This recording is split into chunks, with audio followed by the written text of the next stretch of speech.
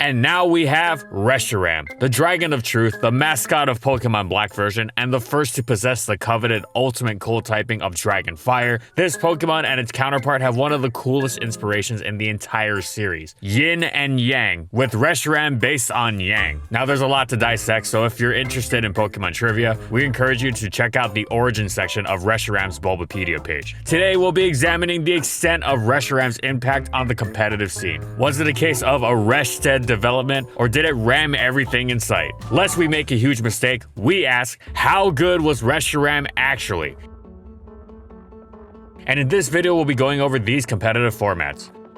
Reshiram received immense hype at the beginning of Generation 5, as it seems to go hand in hand with one of the Uber metagame's most defining features, Groudon's Sun, which would power up Reshiram's Choice Specs Blue Flare to mind-boggling levels. Even Eviolite Chansey was 2-hit KO'd, and even the quadruple-resistant Palkia could be 2-hit KO'd with Stealth Rock. Sure, Kyogre resisted the move and replaced the Sun with Rain, so yes, it was a perfect switch into Blue Flare, but it wouldn't want to switch into a Draco Meteor, which was an incredible weapon in its own right. How were you going to switch into it safely when the only resists were steals, and every steel type got absolutely destroyed by Blue Flare? But wait, you say, there was Heatran, who resisted Draco Meteor and had Flash Fire, meaning it was completely immune to Blue Flare, so at least that was an option, except it wasn't, because if you switched your Heatran in, you'd wind up watching in horror as Reshiram's Turbo Blaze bypassed Flash Fire, and even the bulkiest Heatran possible was reduced to ashes, taking a minimum of 104%. Turbo Blaze also ignored Lugia's multi-scale, and yes, Blue Flare boosted by Specs and Sun one-hit KO'd even the Great Wall itself. What about Tyranitar, you ask? It could act like Kyogre, making the most out of its Blue Flare resistance by replacing Sun, and this time with Sand, which also gave it a special defense boost that allowed it to take Draco Meteor. It's a nice idea until you realize that even a max special defense Tyranitar took 50% minimum from Specs Meteor. Oh, and Reshiram had Focus Blast, so it could make the easiest prediction ever and drop T-Tar in one hit. To top things off, Reshiram utterly incinerated the incredibly popular Ferrothorn, and its typing had some really great benefits. It was a fire type not weak to water and a dragon type not weak to ice. So let's get into details. Reshiram totally dominated Gen 5 Ubers, right?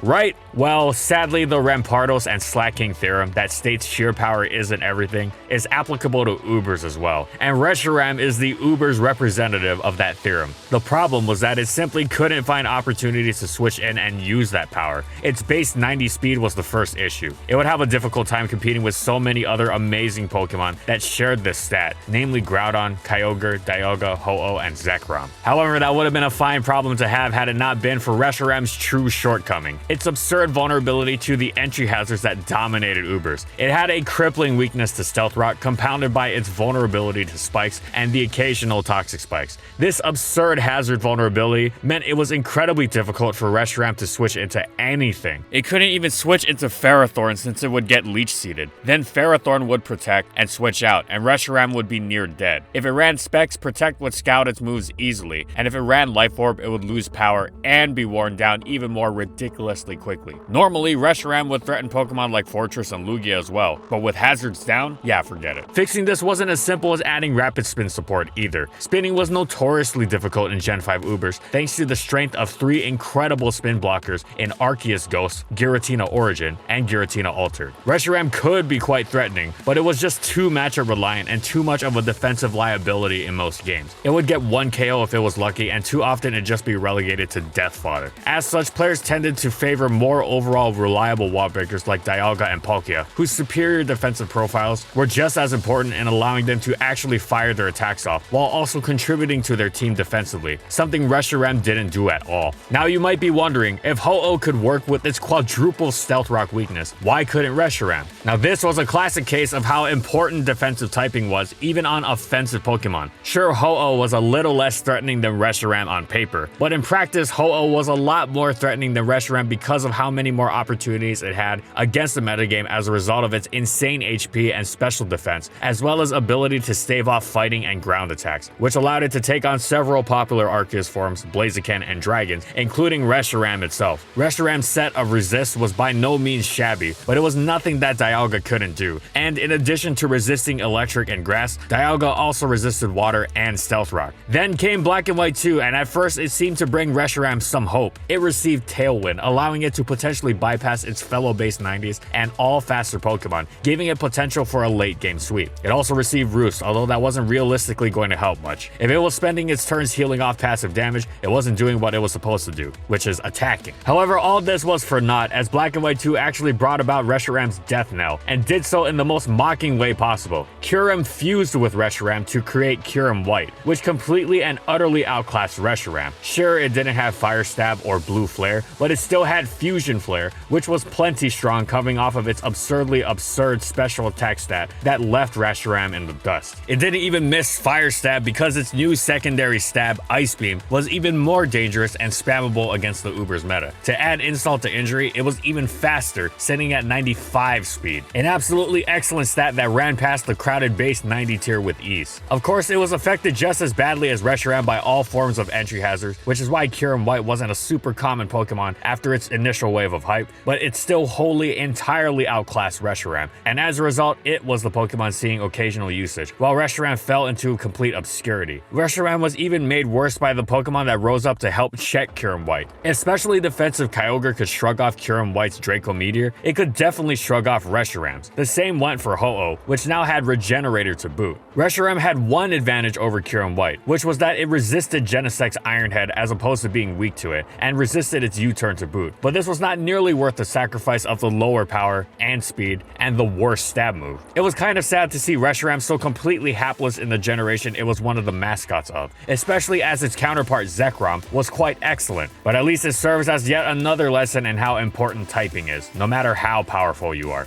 Reshiram went from bad to worse in Generation 6. At first, you'd think the defog buff removing entry hazards would be good news for Reshiram, and you wouldn't be wrong. It's just that there were so many other factors that far outweighed this benefit. Groudon's Drought no longer summoned Permanent Sun, so spamming boosted Blue Flares was no longer feasible. Draco Meteor had its base power nerfed, so bulky Arceus forms and Kyogre switched in even more easily. Reshiram just completely failed to be threatening against 3 Pokemon as well as the ever-present Dialga, which was seriously bad news since they made up just about every team. Draco Meteoring was generally a bad idea thanks to the presence of fairies, and even if a Draco Meteor did go off, a -2 Reshiram was easy setup bait for the myriad of dangerous setup sweepers in the tier, most notably Geomancy Xerneas and Extreme Killer Arceus. Reshiram's defensive typing was another continuous drawback. It was a dragon type not weak to fairy, but so was Dialga, who also had Stab Flash Cannon for fairies and actually checked the dangerous Specs Kyogre. Plus, if you really wanted a special dragon type nuke, Kyurem White still existed, and its extra power let it actually threaten the bulky staples every team came adorned with. Basically, there was no reason to ever use Reshiram when Dialga and Kyurem White existed. Then came Oraz, but you could also consider those games Reshidead Ramdemption 2, because as it happens in the plot of that game, things just got worse for our hero. The truth for this dragon was that the primals were utterly ruinous for it. Primal Kyogre was bad enough since it gained a massive special defense boost to shrug off Draco Meteor and become completely immune to Blue Flare, but even Primal Groudon now resisted the latter move, and it often ran a specially defensive spread, meaning anything Reshiram did would simply bounce off of it. Not only that, but Primal Groudon even outclassed Reshiram as a special attacker if it chose to go that route, thanks to its self-summoned Sun boosting its Fire Blast off of the same base special attack stat as Reshiram. It also resisted Fairy, letting it check Xerneas, and it even packed a Dragon move in Dragon Pulse to dispatch Mega Salamence. Speaking of, as if that wasn't enough, Mega Salamence joined the fray in Oraz as yet another top tier Pokemon that completely outdid Reshiram. Even Kyurem White struggled to maintain a niche in this more powerful metagame, meaning Reshiram had no shot at any slight semblance of viability whatsoever. If there was an Uber's equivalent of untiered, Reshiram definitely would have wound up there. Its only comforting thought was that it would have occupied that same space with regular Kyogre, which became completely unusable in the wake of the primals. Nevertheless, chalk up another generation of utter uselessness for Reshiram.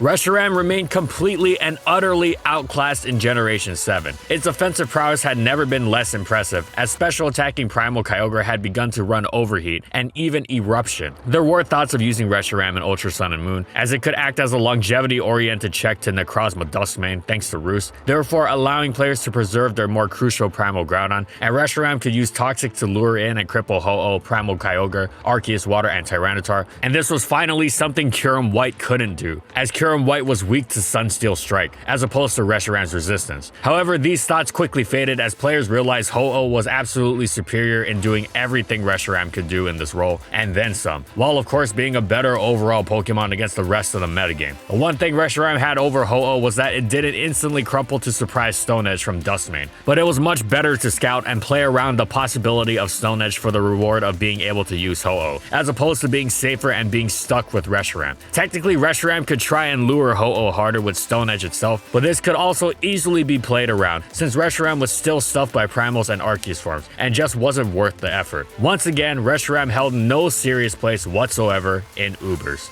And look, Reshiram is all about truth, right? Well, here's the truth. Reshiram sucks in VGC. While it brought an immense amount of damage to the table via its high stats, the overwhelming Blue Flare, and the more reliable Fusion Flare, Reshiram has to contend with the whole host of faster Dragon types that can surgically remove it, as well as competition from other Pokemon with just as much power as it. Reshiram has only been legal in 3 formats to date: the 2016 GS Cup format, the 2019 GS Cup format, and this year's new 1 restricted Mon format. In 2016 and 2019, Reshiram was nearly unseen, as those formats were absolutely dominated by Primal Groudon, who not only made Reshiram nearly obsolete as a much better fire type, but also could easily handle it one-on-one due to Precipice Blades. Reshiram could nominally use Groudon's own Sun to perform well, but then you run into the issue of Primal Kyogre, who made Reshiram's flares fizzle. Remember that Turbo Blades only takes into account abilities, and it's technically not the ability Primordial Sea that stops fire moves, it's the Torrential Downpour that it summons. Dragon Fire was also a somewhat bizarre typing. Reshiram loses resistance to Fairy and Water by way of its dual typing, which were especially relevant in a metagame full of magical deer and lords of the ocean.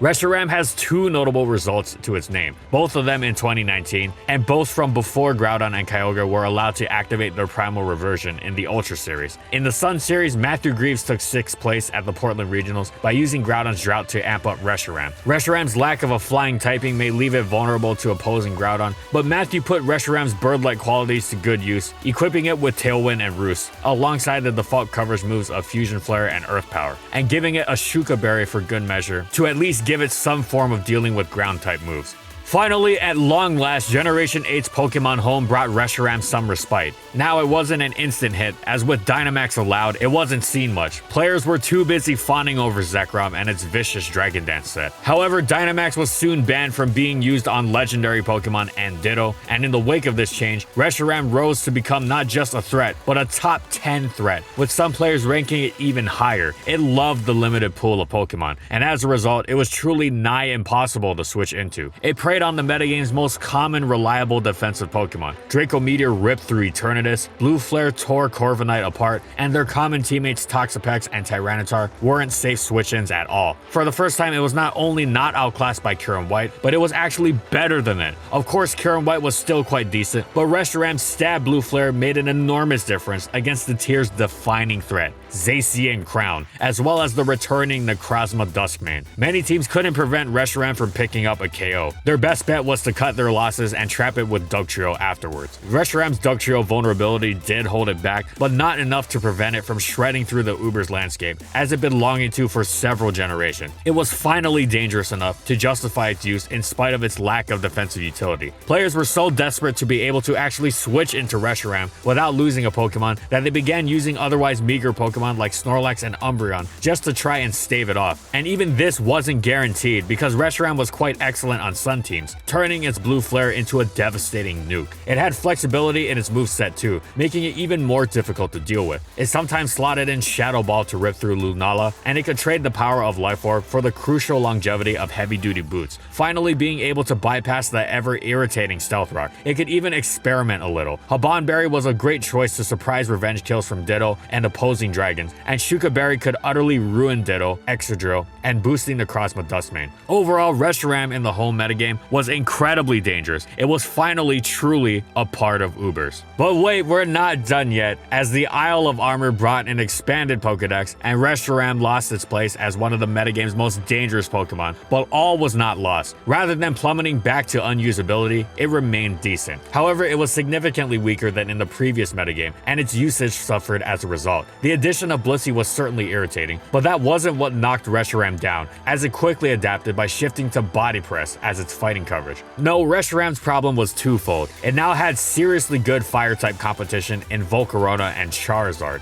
Both had better speed and could Dynamax. Volcarona had Quiver Dance, making it one of the tier's most dangerous sweepers and Dynamax abusers, while Charizard completely outclassed Reshiram on the Sun with the strength of its Solar Power Choice Spec set, alongside the capability to potentially use G-Max Wildfire. Volcarona and Zard usually had higher potential upside than Reshiram, which made the two of them more worth slotting on teams than Reshiram despite all three sharing the same drawback, which was a weakness to the increasingly prevalent hyper-offensive styles of Rain, Sand, and Screens with Dragon Dance sweepers. However, Reshiram was down but not out. It adopted a new set neither of the other two could run effectively, Choice Scarf. The surprise factor was huge, but even once the surprise was up, it was still a vicious threat. Being able to outrun so many common offensive Pokemon and bombard them with its tremendously powerful attacks was incredibly useful, giving its team a terrific offensive check to the likes of Zacian Crowned in particular. Reshiram was more niche now, but it was still quite good, as it utterly ruined many common offensive teams since they couldn't take its attacks and nominally relied on outspeeding it. And then the Crown Tundra came and Dynamax was re-allowed on legendary Pokemon. This gave Reshiram the capability to potentially lure Ho-Oh with Max Rockfall and generally be threatening with its powerful attack-dropping Max Wormwind. But sadly, it just wasn't worth it. It hated the return of Kyogre and generally wasn't used much because it was almost entirely overshadowed by the utterly monstrous Calyrex Shadow, as well as most other top Dynamax abusers such as Necrozma Dustmane, Xerneas, Calyrex Shadow itself, and of course, Zekrom. Then Dynamax was banned and Reshiram completely returned to the shadows. Now really not worth using whatsoever, for it was completely outclassed in every capacity and unable to at all keep up with the likes of Yveltal and Dialga, and really just about everything. At least it had its time before the other Ubers returned, but now Reshiram was back to where it began, an unviable Uber. Never thought I'd say that. And that's it. So how good was Reshiram actually? Sadly, it is perhaps the most fitting poster Pokemon for the concept of a bad Uber. A Pokemon that could never ever be considered for OU, but it's just completely outclassed by its fellow Ubers. The only more fitting Pokemon would be Deoxys Normal. Even the worst Arceus forms have more of a niche than Reshiram. Yes, even Arceus Bug. That is until Gen 8. With the limited Pokedex, Reshiram was finally genuinely good, even being a top threat. But this was all too brief. As more and more Pokemon were added back, it got worse and worse, and eventually returned to its former state of being completely unviable. Being outclassed by Charizard in Ubers has to be the absolute nadir for any box legendary. It's sad to see such a cool Pokemon struggle like this, especially since its Gen 5 counterpart has historically been so good. So hopefully Reshiram will get a cool move or two to help it out in the future. Thanks for watching everyone, and as always, if you liked the video and you want to see more, be sure to subscribe to False Swipe Gaming for more weekly Pokemon content, and in the comments I want to know, what do you think about competitive Reshiram? What would you give it to make it viable in Ubers? Or maybe you should make it worse so it can be used in OU. Whatever it is, let me know in the comments. Also, thank you so much to our patrons for continued support of our videos, and thank you to everyone else watching as well.